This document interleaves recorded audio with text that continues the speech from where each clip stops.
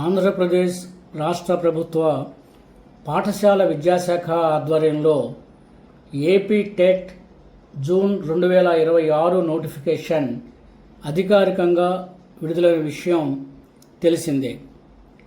ప్రభుత్వ ప్రైవేట్ పాఠశాలల్లో 1 నుండి 8వ తరగతి వరకు బోధించడానికి అర్హత కల్పించే ఈ పరీక్ష ఉపాధ్యాయ నియామకాల్లో డిఎస్సిలో అత్యంత కీలకమైన పాత్ర పోషిస్తుంది. అయితే ఈసారి విడుదలైన నోటిఫికేషన్లో అకాడమిక్ విద్యార్థులతో పాటు సర్వీసులో ఉన్న ఉపాధ్యాయులకు కూడా టెట్ రాయటం తప్పనిసరి చేస్తూ కొన్ని ప్రత్యేక నిబంధనలను తీసుకురావటం జరిగింది. నోటిఫికేషన్ విడుదలైన నాటి నుండి దరఖాస్తు విధానం, అర్హతలు, సిలబస్, పరీక్షా విధానం మరియు ఇన్ సర్వీస్ టీచర్ల నియమ నిబంధనలపై అభ్యర్థులలో అనేక సందేహాలు, ప్రశ్నలు వ్యక్తమవుతున్నాయి. ఈ నేపథ్యంలో అభ్యర్థులందరికీ పరీక్షపై పూర్తి స్పష్టత వచ్చేందుకు పాఠశాల విద్యాశాఖ అధికారికంగా ఫ్రీక్వెంట్లీ ఆస్క్డ్ క్వశ్చన్స్ FAQs అంటే అభ్యర్థులు తరచుగా అడిగే ప్రశ్నలు మరియు వాటి సమాధానాలను విడుదల చేసింది. వీటిని యథాతథంగా ఇప్పుడు మీకు తెలియజేయటం జరుగుతుంది. టెట్ పరీక్ష వ్రాయగోరుతున్న విద్యార్థులు అలాగే ఇన్ సర్వీస్ ఉపాధ్యాయులు వీడియో స్కిప్ చేయకుండా చివరి వరకు చూడండి, వినండి. ఏపీ టెట్ జూన్ 2026 నోటిఫికేషన్ విడుదల ఎప్పుడు జరిగింది? AP TET June 2026 notification June 5, 2026 తేదీన విడుదల చేయటం జరిగింది. అభ్యర్థులు దరఖాస్తు సమర్పించడానికి ఎప్పటి వరకు సమయం ఇచ్చారు? జూన్ 5, 2026 తేదీ నుండి జూలై 5, 2026 తేదీ రాత్రి 11:59 వరకు అభ్యర్థులు ఆన్లైన్ ద్వారా దరఖాస్తు చేసుకోవచ్చు. దరఖాస్తు చేసే సమయంలో అభ్యర్థి సమర్పించవలసిన సమాచారం ఏమిటి? AP TET June 2026 దరఖాస్తులో 3 విభాగాలుంటాయి. మొదటి విభాగంలో అభ్యర్థి ప్రాథమిక సమాచారం, 2వ విభాగంలో విద్యార్హతలు, 3వ విభాగంలో ఫీజు వివరాలు ఉంటాయి. కాబట్టి అభ్యర్థి విభాగాల వారీగా సమాచారం సమర్పించాలి. ఏపీ టెట్ జూన్ 2026 రాయటానికి ఎవరు అర్హులు? దరఖాస్తు చేసే సమయానికి నోటిఫికేషన్లో నిర్ధారించిన అకాడమిక్ మరియు ప్రొఫెషనల్ ఎడ్యుకేషనల్ క్వాలిఫికేషన్ కలిగి ఉన్న అభ్యర్థులు అర్హులు. Diploma in education, bachelor of education కోర్సుల చివరి సెమిస్టర్ చదువుతున్న అభ్యర్థులు కూడా అర్హులు. టెట్ అర్హత లేని ఇన్ సర్వీస్ ఉపాధ్యాయులు అర్హులు. ఏపీ టెట్ జూన్ 2026 పరీక్షలో ఎన్ని కేటగిరీలలో పరీక్షలు నిర్వహిస్తారు? టెట్ పరీక్షలో 4 కేటగిరీలలో పరీక్షలు నిర్వహిస్తారు. సాధారణ పాఠశాలలో 1 నుంచి 5 తరగతులు బోధించే టీచర్గా పనిచేయాలనుకునే వారి కోసం పేపర్ 1A, ప్రత్యేక పాఠశాలల్లో 1 నుంచి 5 తరగతులు బోధించే టీచర్గా పనిచేయాలనుకునే వారి కోసం పేపర్ 1B, సాధారణ పాఠశాలల్లో 6 నుండి 8 తరగతులు బోధించే టీచర్గా పనిచేయాలనుకునే వారి కోసం పేపర్ 2A, ప్రత్యేక పాఠశాలల్లో 6 నుండి 8 తరగతులు బోధించే టీచర్గా పనిచేయాలనుకునే వారి కోసం పేపర్ 2B రాయవలసి ఉంటుంది. 1A, 2A పేపర్లు రాయడానికి ఉండవలసిన అర్హతలు ఏమిటి? 1A పేపర్కు ఇంటర్మీడియట్ మరియు డిప్లొమా ఇన్ ఎడ్యుకేషన్, 2A పేపర్కు గ్రాడ్యుయేషన్ మరియు బ్యాచిలర్ ఆఫ్ ఎడ్యుకేషన్ కనీస అర్హతలుగా ఉండాలి. ఓసీ అభ్యర్థులు అకాడమిక్ విద్యార్హతలలో 50% మార్కులు పొంది ఉండాలి. బీసీ, ఎస్సీ, ఎస్టీ, దివ్యాంగ అభ్యర్థులు కనీసం 45% మార్కులు పొంది ఉండాలి. 2A పేపర్కు సంబంధించి 2011 సంవత్సరానికి ముందు గ్రాడ్యుయేషన్ చదివిన ఓసీ అభ్యర్థులు 45% మార్కులు పొంది ఉండాలి. బీసీ, ఎస్సీ, ఎస్టీ, దివ్యాంగ అభ్యర్థులు కనీసం 40% మార్కులు పొంది ఉండాలి. పేపర్ 1B, పేపర్ 2B రాయాలంటే ఏ అర్హతలు ఉండాలి? ఇంటర్మీడియట్ మరియు డిఎల్ఎడ్ స్పెషల్ ఎడ్యుకేషన్ లేదా ఆర్సిఐ పేర్కొన్న అర్హతలున్న అభ్యర్థులు పేపర్ 1B, గ్రాడ్యుయేషన్ మరియు బీఈడి స్పెషల్ ఎడ్యుకేషన్ లేదా ఆర్సిఐ పేర్కొన్న అర్హతలున్న అభ్యర్థులు పేపర్ 2B రాయటానికి అర్హులు. స్పెషల్ ఎడ్యుకేషన్ విద్యార్హతతో రెగ్యులర్ పాఠశాలలకు టెట్ రాయవచ్చునా? స్పెషల్ ఎడ్యుకేషన్లో డిప్లొమా ఇన్ ఎడ్యుకేషన్ అర్హతతో పేపర్ 1Aకు దరఖాస్తు చేసుకోవచ్చు. అదేవిధంగా special education bachelor of education అర్హతతో పేపర్ 2Aకు దరఖాస్తు చేసుకోవచ్చు. ఏపీ టెట్ జూన్ 2026 పరీక్షలు ఎప్పుడు నిర్వహిస్తారు? ఆగస్ట్ 5, 2026 తేదీ నుండి ఆగస్టు 21, 2026 వరకు టెట్ పరీక్ష నిర్వహించబడతాయి. పరీక్షల షెడ్యూలు, పూర్తి వివరాలను నోటిఫికేషన్లో జాగ్రత్తగా పరిశీలించండి. ఏపీ టెట్ జూన్ 2026 పరీక్షలో లాంగ్వేజ్ 1 ఎలా ఎంపిక చేసుకోవాలి? అభ్యర్థి 6 నుండి 10 తరగతుల్లో చదివిన మొదటి భాష లేదా ఇంటర్మీడియట్లో చదివిన రెండవ భాష లేదా గ్రాడ్యుయేషన్లో ఒక సబ్జెక్టుగా చదివిన భాష మరియు డిప్లొమా ఇన్ ఎడ్యుకేషన్ లేదా బ్యాచిలర్ ఆఫ్ ఎడ్యుకేషన్లో చదివిన మెథడాలజీ భాష ఆధారంగా లాంగ్వేజ్ 1 ఎంపిక చేసుకోవాలి. ఏపీ టెట్ జూన్ 2026 పరీక్షల్లో అభ్యర్థులు ఇంగ్లీషును మొదటి భాషగా ఎంపిక చేసుకోవచ్చునా?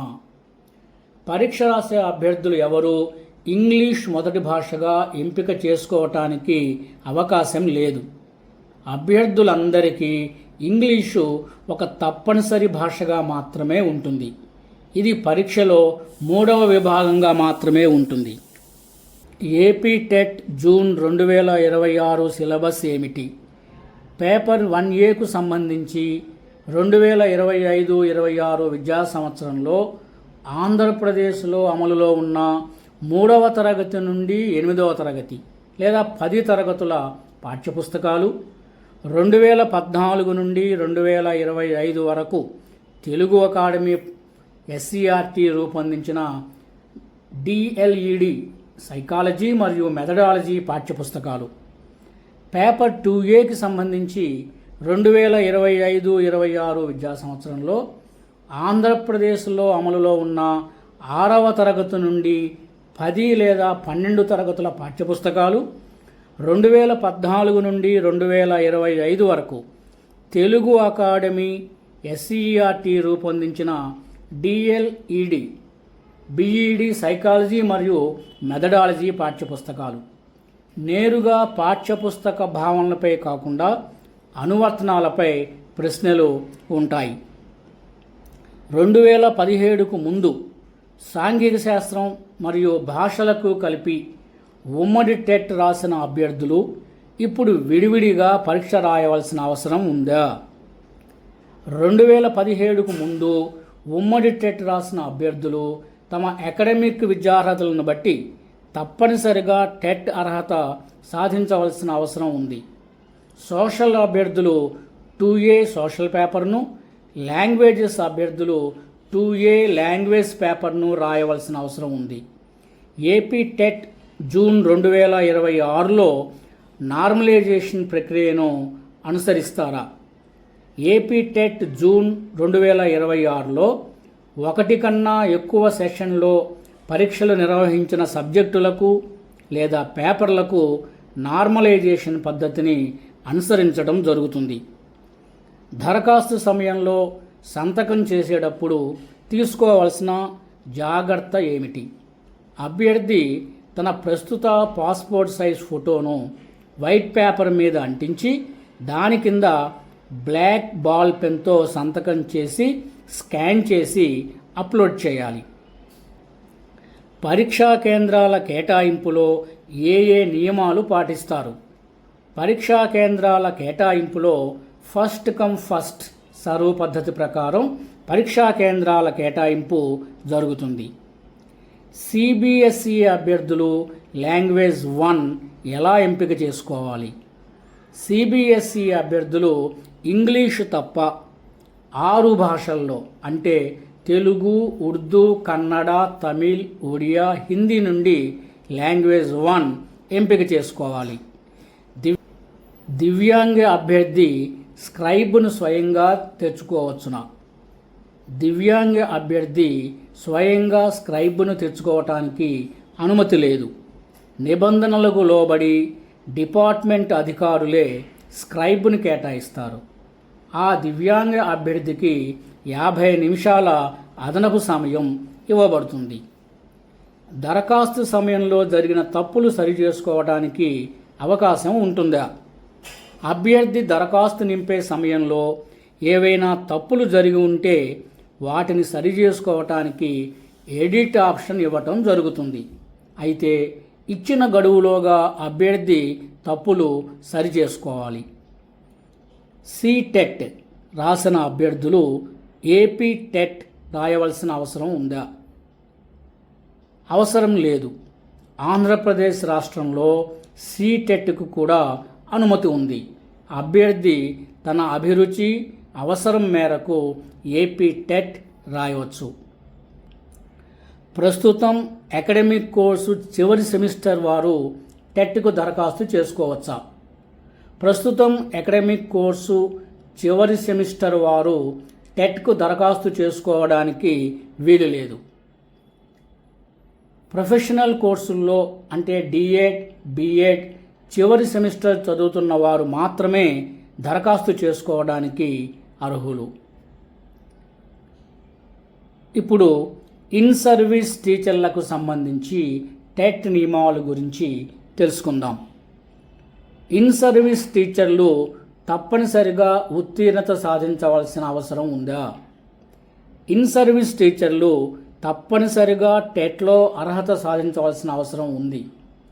5 సంవత్సరాల కన్నా ఎక్కువ సర్వీస్ కలిగిన సెకండరీ గ్రేడ్ ఉపాధ్యాయులుగా పనిచేస్తున్న వారు 1A పేపర్ను, స్కూల్ అసిస్టెంట్ ఉపాధ్యాయులుగా పనిచేస్తున్న వారు 2A పేపర్ను రాయవలసిన అవసరం ఉంది. ఇన్ సర్వీస్ టీచర్లకు కనీస పాస్ మార్క్ ఎంత ఉంటుంది? ఓసీ, ఈడబ్ల్యూఎస్ అభ్యర్థులకు 60%, బీసీ అభ్యర్థులకు 50%, ఎస్సీ, ఎస్టీ, దివ్యాంగ అభ్యర్థులకు 40% మార్కులు ఉండాలి. ఇన్ సర్వీస్ ఉపాధ్యాయులకు కనీస పాస్ మార్కులలో ఎటువంటి మినహాయింపు లేదు. ఇన్ సర్వీస్ టీచర్లకు టెట్ పరీక్ష రాయడానికి ఇంటర్మీడియట్ లేదా గ్రాడ్యుయేషన్లో ఎటువంటి కనీస అర్హత మార్కులు లేవు. బ్యాచులర్ ఆఫ్ ఎడ్యుకేషన్ అర్హతతో సెకండరీ గ్రేడ్ ఉపాధ్యాయులుగా పనిచేస్తున్న వారు టెట్లో ఏ పేపర్ రాయాలి? డిప్లొమా ఇన్ ఎడ్యుకేషన్ లేదా బ్యాచులర్ ఆఫ్ ఎడ్యుకేషన్ అర్హతతో సెకండరీ గ్రేడ్ ఉపాధ్యాయులుగా పనిచేస్తున్న వారు టెట్ పేపర్ 1A రాయాలి. ప్రమోషన్ పొంది స్కూల్ అసిస్టెంట్గా పనిచేస్తున్న ఉపాధ్యాయులు ఏ సబ్జెక్టు టెట్ రాయాలి? స్కూల్ అసిస్టెంట్గా పనిచేస్తున్న ఉపాధ్యాయులు వారి గ్రాడ్యుయేషన్లో చదివిన సబ్జెక్టును మాత్రమే ఎంపిక చేసుకోవాలి. ఆ సబ్జెక్టుకు సంబంధించిన పేపర్ 2 మాత్రమే రాయాలి. ఉదాహరణకు బీకామ్, బీఈడీతో సెకండరీ గ్రేడ్ ఉపాధ్యాయులుగా చేరి తర్వాత BA ఇంగ్లీష్ చదివి ఇంగ్లీష్ స్కూల్ అసిస్టెంట్గా ప్రమోషన్ పొందిన వారు టెట్ పేపర్ 2 లాంగ్వేజెస్ పేపర్ రాయాలి. ఇన్ సర్వీస్ ఉపాధ్యాయులు టెట్ పరీక్షకు దరఖాస్తు చేయటానికి జిల్లా విద్యాశాఖాధికారి నుండి ముందస్తు అనుమతి తీసుకోవాలన్నా? అవసరం లేదు. ప్రభుత్వ ఉత్తర్వు ప్రకారమే అర్హత కలిగిన ఇన్ సర్వీస్ ఉపాధ్యాయులు టెట్ పరీక్షకు దరఖాస్తు చేసుకుంటారు. కాబట్టి జిల్లా విద్యాశాఖాధికారి నుండి ముందస్తు అనుమతి తీసుకోవాల్సిన అవసరం లేదు. ఇప్పుడు తెలియచేసిన ఈ అంశాలు కేవలం అభ్యర్థుల అవగాహన కోసం మాత్రమే ఉద్దేశించబడినవి. ఇవి పాఠశాల విద్యాశాఖ అధికారికంగా విడుదల చేసినటువంటి ఫ్రీక్వెన్సీ ఆస్క్డ్ క్వశ్చన్స్ మరియు వాటికి సమాధానాలు.